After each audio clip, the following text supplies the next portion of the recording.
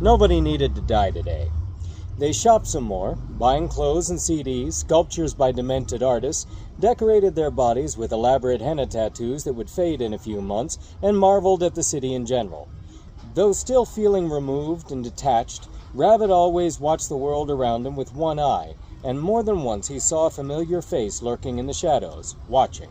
A leftover hallucination? He wasn't sure. When drug-addled, no one can ever be too sure, and he was enough of a pessimist to never doubt his senses.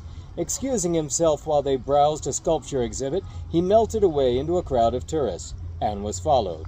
As casual as he could pretend to be, he felt awkward in the suffocating closeness of his still-present hangover, and was certain that in everything he did, every overly self-conscious movement or expression, he looked like a bad actor in a late-night B-movie. Whether his shadow noticed it or not, the bastard was always in the corner of his eye when Rabbit checked. Leaning against a storefront, pretending to feed the birds, checking his watch, looking around as if waiting for somebody. Pathetic. Definitely not a professional. Relieved, but still furious at himself for stupidly taking a drug that impaired him, Rabbit found a pub that he knew had a one-at-a-time bathroom. There, no one could barge in on him. He stumbled a bit trying to make his way through the afternoon crowd, waited impatiently for an elderly Ibizan to finish his business, and locked the door behind him. It was a tiny little closet with a toilet in it, no sink, and a mirror. It's raining. Hurriedly, he slipped off the detachable heel of one of his shoes and dug out the hidden rig. It was a hypodermic needle broken up into tiny pieces like a briefcase 30-06, which he snapped together as quickly as he could. From within the heel of his other shoe, he selected a tiny vial from his arsenal. Adrenaline. Pure adrenal gland extract. Time out. Filling the syringe, he tugged the sock down one foot using the toes of the other, exposing a vein on his ankle he would much rather have a track mark on than any other, if haste might not allow a clean shot.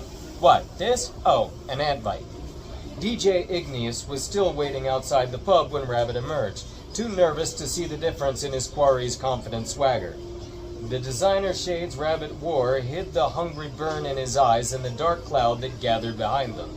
The Cockney followed, grinning smugly, when the apparently oblivious American turned and sauntered down the street and, as luck would have it, wandered into the most convenient alley for an assault and battery. Igneous couldn't believe his luck and felt his spirits soar. Perfect. Turning into the alley, he saw the cocky American looking for a place to piss. Wait, didn't he just go to the men's room? Damn, he must have a pretty weak bladder. No surprise, these yellow-bellied Yanks. Oh, perfect!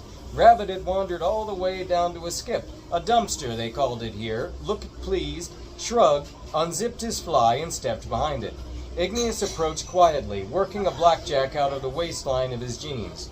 Hard going, considering his paunch getting in the way, and his shirt being a little too tight. He had to hurry, though, because there was no better time to catch someone unawares than when he was taking a leap. As soon as the rubber sleeve steel was free, Igneous held it at the ready and tiptoed as fast as he could up to the skip. The far corner hove into view and he lunged forward, swinging his body around to get the best angle, and Rabbit's blade flicked out and unzipped the limey's belly from left hip to right, spilling obscene sponges of yellow fat out of the shiny rayon shirt that bulged over his belt buckle. A flash, and Igneous felt his arm go limp. The crook of his elbow sliced clean, severing the tendons that connected his hand to his brain. Before the blackjack even hit the pavement, Rabbit jabbed the knife up into the jowls under the angle of the jaw with a rooting, troweling motion. Blood sprayed from Igneous's lips and nostrils, darkening his blond goatee as he kicked frantically, one leg still instinctively trying to run. A quick glance down the mouth of the alley, and Rabbit seized his victim by collar and belt, leaving the knife embedded, and with a tremendous heave lifted the body up and over the lip of the dumpster. Igneous was vaulted into the trash, crashing down among table scraps, coffee grounds, and algae. He tried to scream, but the knife pinned his jaw shut, cleaving all the way up through the roof of his mouth and into his sinuses. Clambering over and dropping down on top of the DJ, Rabbit seized the handle and jerked it back and forth, mostly to work it free, but partly just to be mean. Igneous squirmed and whimpered piteously. "I told you once." Rabbit hissed through clenched teeth, yanking the knife free. Didn't I? With another quick glance at the alley's mouth over the rim of the dumpster, he climbed out and dropped back on the pavement, ducking into the shadows, quickly cleaning off the knife and his hands with an elegantly monogrammed handkerchief, with someone else's embroidered initials, of course.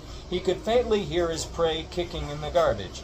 As soon as the knife was back in its hiding place and he was sure he looked presentable, Rabbit tossed the blood-soaked rag and hauled himself back up to peer at DJ Igneous.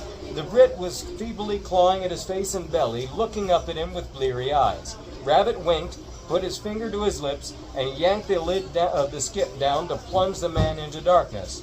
It took a long time for him to die.